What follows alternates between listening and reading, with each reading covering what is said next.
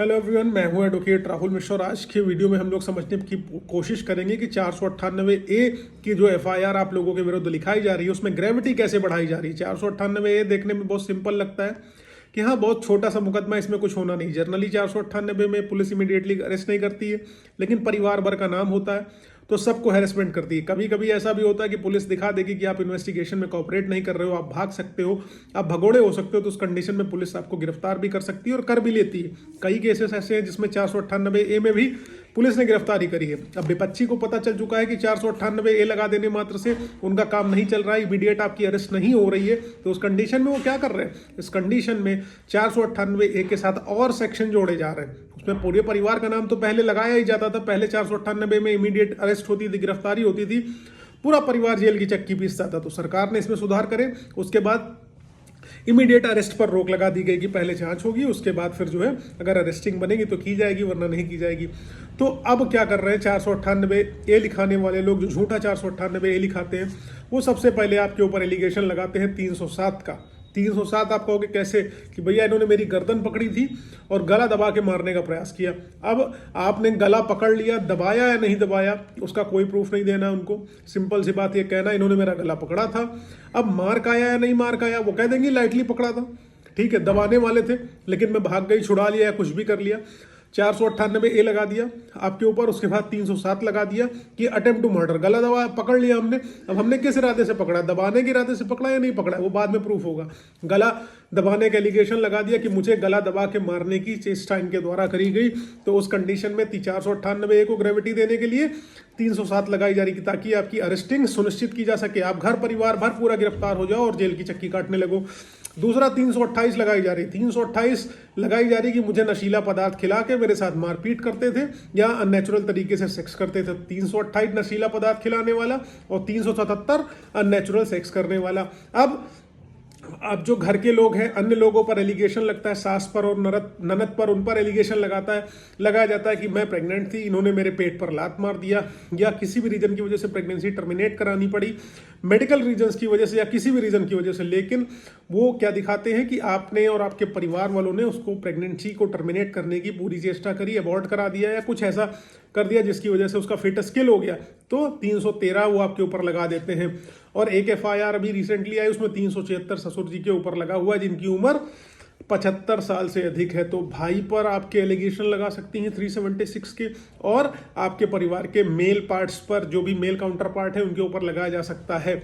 498 तो गिफ्ट में है ही है, उसके बाद 323 लगाएंगे हल्की मारपीट का, तब 323, फिर 504 गाली गलौज धमकी का, 504, 506, 406 लगाएंगे क्रिमिनल ब्रीच ऑफ ट्रस्ट, यानी स्त्री धन आपने उनका सारा का सारा रख लिया है, 3/4 DP एक्ट लगाएंगी। तो ये सारे सेक्शन में आपके ऊपर एफआईआर लिखा देंगे, जिससे जो एफआईआर सिंपल पहले 498 की कमजोर थी, जिसमें इमीडिएटली पुलिस को अरेस्ट नहीं करना था, अब पुलिस सबको अरेस्ट कर लेगी। इसमें क्या करेंगी, सारे परिवार के सदस्यों का नाम डाल देंगी, जो उनकी देवरानी होंगी, जेठानी होगी, ननद होगी, जो है उनके ननद के हस्बैंड वगैरह होंगे, सबका नाम डाल देंगे कि सब कलेक्टिव रूप से इनके साथ मारपीट करते थे, गाली गलौज करते थे, धमकियां देते थे, कम दहेज लाई है, सताना मारते थे। ये सारे फैक्ट लिखाए जाते हैं। अब जनरली आप कहोगे कि साहब मेरी बहन और ये मेरे जीजा वगैरह यहाँ नहीं रहते, मेरा भाई यहाँ नहीं रहता, वो सब ट्रायल का पार्ट है, बाद में प्रूफ करोगे। लेकिन इमीडिएटली पुलिस के पास आपको हैरेस करने के लिए, परेशान करने के बहुत सारे ऑप्शन अवेलेबल हो गए हैं। तो 498 में कहीं भी दहेज शब्द नहीं कहा गया, मेंटल फिजिकल क्रूएलिटी कहा गया। तो मेंटल फिजिकल क्रूएलिटी यानी कि शारीरिक मानसिक प्रताड़ना करने के लिए किसी महिला को आपकी प्रेजेंस की जरूरत नहीं है। आप फोन पर भी उसको मेंटल क्रूएलिटी उसके साथ कर सकते हो। तो दिखा दे कि इस दिन आई थी, इन्होंने मेरे साथ मारपीट करी थी, लड़ाई झगड़ा करा हुआ। तो ये सारे सेक्शंस आपके ऊपर लगाए जा रहे हैं, जिससे 498A की एफआईआर को ग्रेविटी दी जा सकी, परेशान करने के लिए आपको, आपके परिवार को, इसमें ताकत दी जा सके पुलिस को, इसलिए ऐसी एफआईआर लिखाई जा रही है। तो इसलिए अलर्ट रहो, सेफ रहो और बच के रहो। ऐसी कोई फॉल्स एफआईआर आपके विरुद्ध हो रही है जहां पर पुलिस आपका हैरेसमेंट अनलिमिटेड तरीके से करने वाली है, इतने सारे सेक्शन लगे हुए हैं, पुलिस पार्टी मैनेज करने के चक्कर में कतई मत लगी है, ना पार्टी से सेटलमेंट करने के चक्कर में लगी। आपको इमीडिएटली एफआईआर क्वेश्चनिंग में हाई कोर्ट आना चाहिए। कोर्ट मैट्रिमोनियल नेचर के केसेस में जर्नली मीडिएशन भेज देती है, और मीडिएशन में अगर बात बनती है तो ठीक है, वरना केस मेरिट पर चलेगा।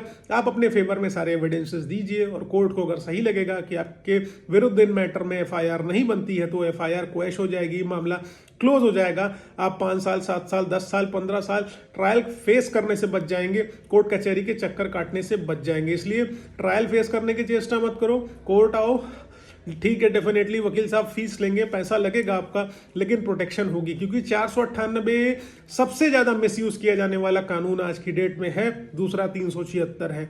तो आप ऐसा कोई कदम मत उठाइए जिससे आपको और आपकी फैमिली को डिस्टर्ब होना पड़े।